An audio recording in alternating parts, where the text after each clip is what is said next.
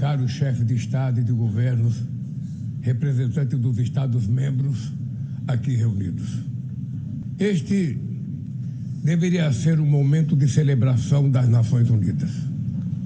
Criada no fim da guerra, a ONU simboliza a expressão mais elevada da aspiração pela paz e pela prosperidade. Hoje, contudo, os ideais que inspiraram seus fundadores em São Francisco estão ameaçados como nunca estiveram em toda a sua história. O multilateralismo está diante de nova encruzilhada. A autoridade desta organização está em xeque.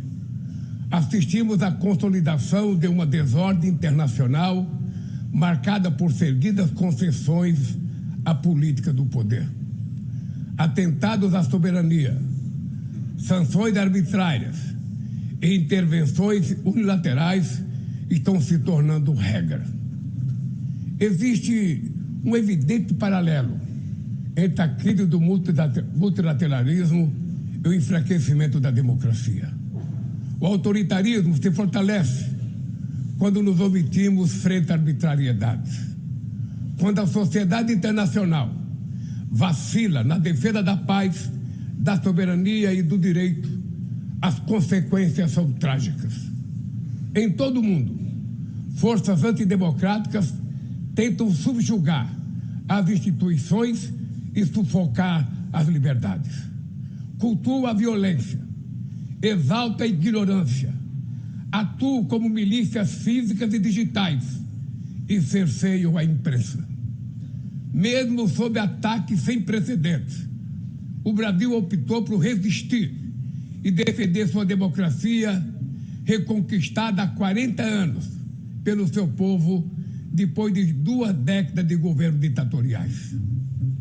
Não há justificativa para as medidas unilaterais e arbitrárias contra nossas instituições e nossa economia. A agressão contra a independência do Poder Judiciário é inaceitável. Essa ingerência em assuntos internos conta com o auxílio de uma extrema-direita subserviente e saudosa de antigas hegemonias. Falsos patriotas arquitetam e promovem publicamente ações contra o Brasil. Não há pacificação com impunidade. Há poucos dias, e pela primeira vez em 525 anos de nossa história, um ex-chefe de Estado foi condenado por atentar contra o Estado Democrático de Direito. Foi investigado, indiciado e julgado, e responsabilizado pelos seus atos em um processo minucioso.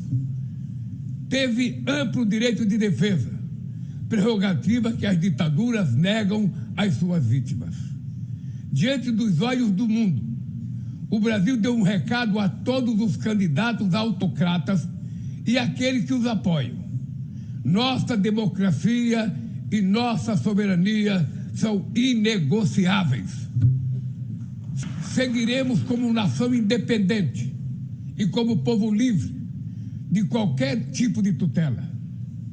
Democracias sólidas vão além do ritual eleitoral. Seu vigor pressupõe a redução das desigualdades, a garantia dos direitos mais elementares, a alimentação, a segurança, o trabalho, a moradia, a educação e a saúde. A democracia falha quando as mulheres ganham menos que os homens ou morrem pelas mãos de parceiros e familiares. Ela perde quando fecha suas portas e culpa migrantes pelas mazelas do mundo. A pobreza é tão inimiga da democracia quanto o extremismo. Por isso, foi com orgulho que recebemos da FAO a confirmação de que o Brasil voltou a sair do mapa da fome este ano de 2025.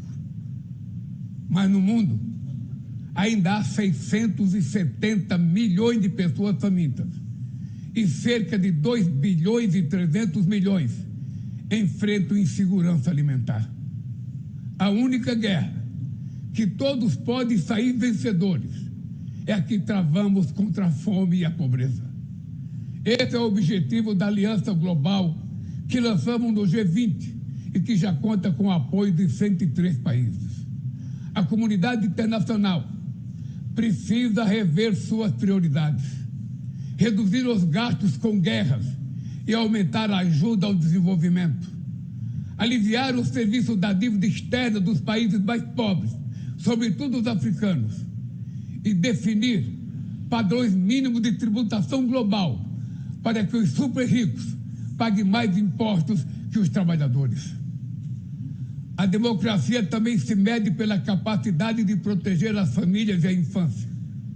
As plataformas digitais trazem possibilidade de nos aproximar como jamais havíamos imaginado, mas têm sido usadas para semear intolerância, misoginia, xenofobia e desinformação. A internet não pode ser terra sem lei. Cabe ao poder público proteger os mais vulneráveis. Regular não é restringir a liberdade de expressão, é garantir que o que já é ilegal no mundo real seja tratado assim também no ambiente digital, no ambiente virtual. Ataques à regulação servem para encobrir interesses escusos e dar guarida a crimes como fraudes, tráfico de pessoas, pedofilia e investidas contra a democracia. O Parlamento brasileiro, corretamente, apressou-se em abordar esse problema. Com orgulho, promulguei na última semana uma das leis mais avançadas do mundo para a proteção de crianças e adolescentes na esfera digital.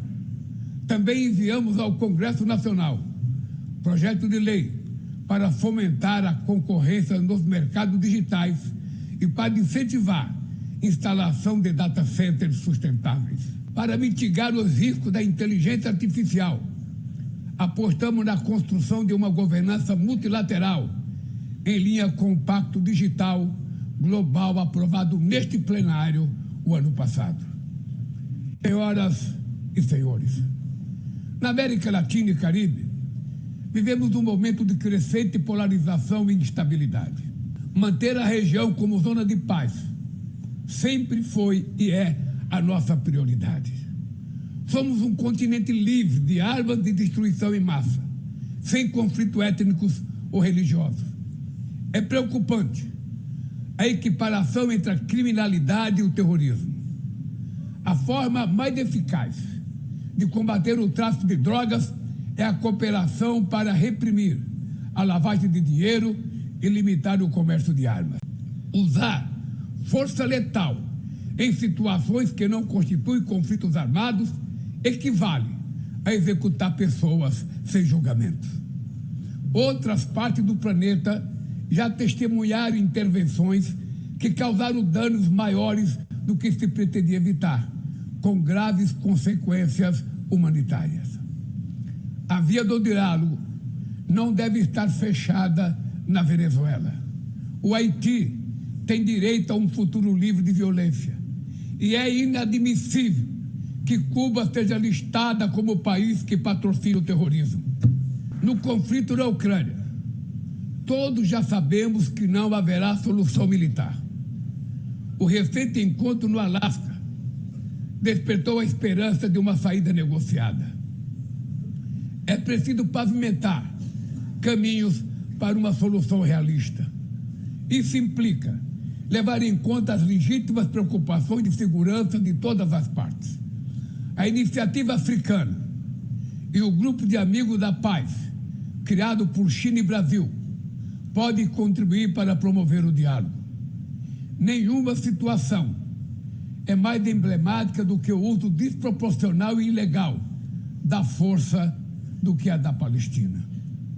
Os atentados terroristas perpetrados pelo Hamas são indefensáveis sob qualquer ângulo, mas nada, absolutamente nada, justifica o genocídio em curso em Gaza. Ali, sob toneladas de escombros, estão enterradas dezenas de milhares de mulheres e crianças inocentes. Ali também estão sepultados o direito internacional humanitário e o mito da superioridade ética do Ocidente. Este massacre não aconteceria sem a cumplicidade dos que poderiam evitá-lo.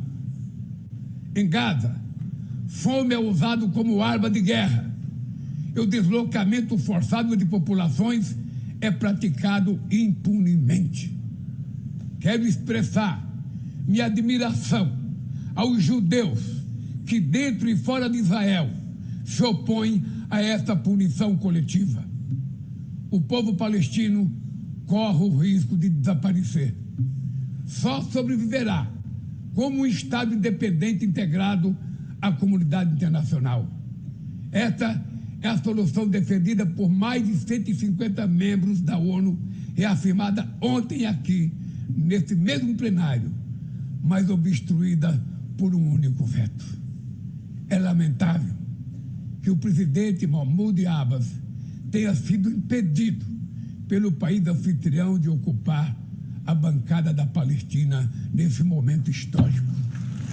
O alastramento desse conflito para o Líbano, para a Síria e o Irã e o Catar fomenta a escalada armamentista sem precedentes. Bombas e armas nucleares não vão nos proteger da crise climática. O ano de 2024 foi o mais quente já registrado. A COP30 em Belém, no Brasil, será a COP da verdade. Será o momento de os líderes mundiais provarem a seriedade de seu compromisso com o planeta. Sem ter o quadro completo das contribuições nacionalmente determinadas, as chamadas NDCs, caminharemos de olhos vendados para um verdadeiro abismo. O Brasil se comprometeu a reduzir entre 59% e 67% suas emissões, abrangendo todos os gases de efeito estufa em todos os setores da economia. Nações em desenvolvimento enfrentam a mudança do clima ao mesmo tempo em que lutam contra outros desafios. Enquanto isso, países ricos usufruem de padrão de vida obtido às custas de 200 anos de emissões de gases. Exigir maior ambição e maior acesso a recursos e tecnologias não é uma questão de caridade, é apenas uma questão de justiça. A corrida por minerais críticos essenciais para a transição energética não pode reproduzir a lógica predatória que marcou os últimos séculos. Em Belém, o mundo vai conhecer a realidade da Amazônia. O Brasil já reduziu pela metade o desmatamento na região nos 2 últimos anos. Erradicá-lo requer garantia, condições dignas de vida para seus milhões de habitantes. Fomentar o desenvolvimento sustentável é o objetivo do Fundo Florestas Tropicais para Sempre, que o Brasil pretende lançar para remunerar os países que mantêm suas florestas em pé. É chegado o momento de passar da fase da negociação para a etapa da implementação. O mundo deve muito ao regime criado pela Convenção do Clima, mas é necessário trazer o combate à mudança do clima para o coração da ONU, para que ela tenha a atenção que merece. Um conselho vinculado à Assembleia Geral, com força e legitimidade para monitorar compromissos, dará coerência à ação climática. Trata-se de um passo fundamental na direção de uma reforma mais abrangente da organização, que contemple também um Conselho de Segurança ampliado nas 2 categorias de seus membros. Poucas áreas retrocederam tanto como o sistema multilateral de comércio. Medidas unilaterais transformam em letra morta princípios basilares como a cláusula de nação mais favorecida. Desorganizam cadeias de valor e lançam a economia mundial em uma espiral perniciosa de preços altos e estagnação. É urgente refundar a OMC em bases modernas e flexíveis. Este ano, o mundo perdeu 2 personalidades excepcionais. O ex-presidente do Uruguai, Pepe Mujica, e o nosso querido Papa Francisco. Ambos encarnaram como ninguém os melhores valores humanistas. Suas vidas se entrelaçam com as 8 décadas de existência da ONU. Se ainda estivesse entre nós, provavelmente usariam esta tribuna para lembrar que o autoritarismo, a degradação ambiental e a desigualdade não são inexoráveis. Que os únicos derrotados são os que cruzam os braços resignados. Que podemos vencer os falsos profetas de oligarcas que exploram o medo e monetizam o ódio. E que o amanhã é feito de escolhas diárias e é preciso coragem de agir para transformá-lo. No futuro que o Brasil vislumbra, não há espaço para a reedição de rivalidades ideológicas ou esfera de influência. A confrontação é inevitável. Precisamos de lideranças com clareza de visão, que entendam que a ordem internacional não é um jogo de soma zero. O século XXI será cada vez mais multipolar. Para se manter pacífico, não pode deixar de ser multilateral. O Brasil confere crescente importância à União Europeia, à União Africana, aos BRICS e ao G20. A voz do Sul global deve ser respeitada e ouvida. A ONU tem hoje quase 4 vezes mais membros do que os 51 que estiveram na sua fundação. Nossa missão histórica é a de torná-la novamente portadora de esperanças e promotora da igualdade e da paz, do desenvolvimento sustentável e da diversidade e da tolerância. Que Deus nos abençoe a todos e muito obrigado.